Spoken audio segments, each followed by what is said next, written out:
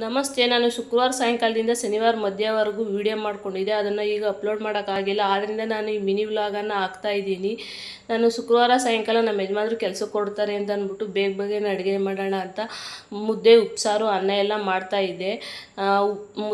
ಮುದ್ದೆ ಆಗಿತ್ತು, ರೈಸು ಆಗಿತ್ತು. ಈಗ ಪಲ್ಯ ಮಾಡೋಣ ಅಂತ ಹೀರೆಕಾಯಿ ಕುಯ್ಕೊಂಡು ಬೇಯಿಸ್ಕೊಂಡು ಅದನ್ನು ಈರುಳ್ಳಿ ಎಲ್ಲ ಒಗ್ಗರಣೆ ಹಾಕಿ ಪಲ್ಯನೂ ರೆಡಿ ಮಾಡಿದೆ. ಒಂದು ವಾರದಿಂದ ಹಬ್ಬ ಇದ್ದಿದ್ದರಿಂದ ಅದ್ರ ನೆಕ್ಸ್ಟ್ ಡೇ ನಾನ್ ವೆಜ್ ಎಲ್ಲ ಮಾಡಿದ್ರಿಂದ ನಾನು ಉಪ್ಸಾರು ಏನು ಮಾಡೋಕ್ಕಾಗಿರಲಿಲ್ಲ. ಈಗ ಉಪ್ಸಾರು ಮಾಡಿ ಮುದ್ದೆ ಮಾಡಿ ಖಾರನೂ ರುಬ್ಬಾಗಿತ್ತು.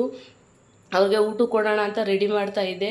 ಅದಾದಮೇಲೆ ನಾನು ದೋಸೆ ಹಾಕ್ತಾಯಿದ್ದೆ. ಯಾಕಂದರೆ ಅವ್ರು ಕೆಲಸಕ್ಕೆ ಹೊರಟ ಮೇಲೆ 11 ಗಂಟೆ ಆ ಥರ ಎಲ್ಲ ಹೊಟ್ಟೆ ಹಸಿವಾಗುತ್ತೆ, ಏನಾದ್ರು ತಿನ್ನಬೇಕು ಅನಿಸುತ್ತೆ ಅಂದ್ಬಿಟ್ಟು ಹೀಗೆ ದೋಸೆ, ಚಿತ್ರಾನ್ನ ಇಲ್ಲ ಏನಾದರೂ ಉಪ್ಪಿಟ್ಟು ಸ್ವಲ್ಪ ತಗೊಂಡೋಗ್ತಾರೆ. ಅದಕ್ಕೆ ನಾನು ಇವತ್ತು ದೋಸೆ ಹಿಟ್ಟಿತ್ತು, ದೋಸೆನೇ ಹಾಕ್ಕೊಡೋಣ ಅಂದ್ಬಿಟ್ಟು ದೋಸೆನೇ ಹಾಕ್ತಾಯಿದ್ದೀನಿ.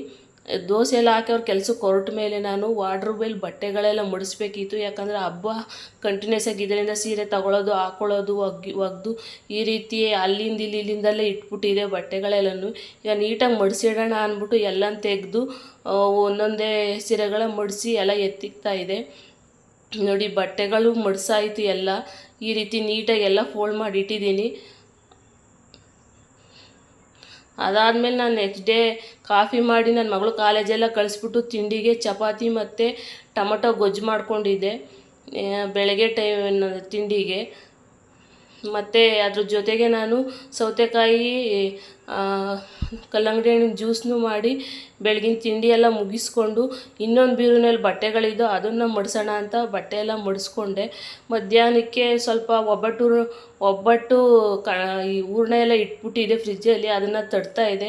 ಯಾಕಂದರೆ ಸುಮಾರು ಜನ ಗೆಸ್ಟ್ಗಳಿದ್ರಿಂದ ಇವತ್ತು ಅವ್ರಿಗೂ ಎಲ್ಲ ಕೊಟ್ಟು ನಾವು ತಿಂದು ಮಧ್ಯಾಹ್ನದ ಊಟಕ್ಕೆ ಕರ್ಬೂಜ ಹಣ್ಣು ಜ್ಯೂಸು ಮತ್ತು ಅನ್ನ ಸಾಂಬಾರು ಊಟ ಎಲ್ಲ ಮುಗಿಸ್ಕೊಂಡು 3 ಗಂಟೆ ಹಂಗೆ ಒಂದು ಎಳ್ನೀರು ಕುಡಿದ್ವಿ. ಈ ಮಿನಿ ವ್ಲಾಗ್ನ ನಾನು ಇಲ್ಲಿಗೆ ಎಂಡ್ ಮಾಡ್ತಾಯಿದ್ದೀನಿ.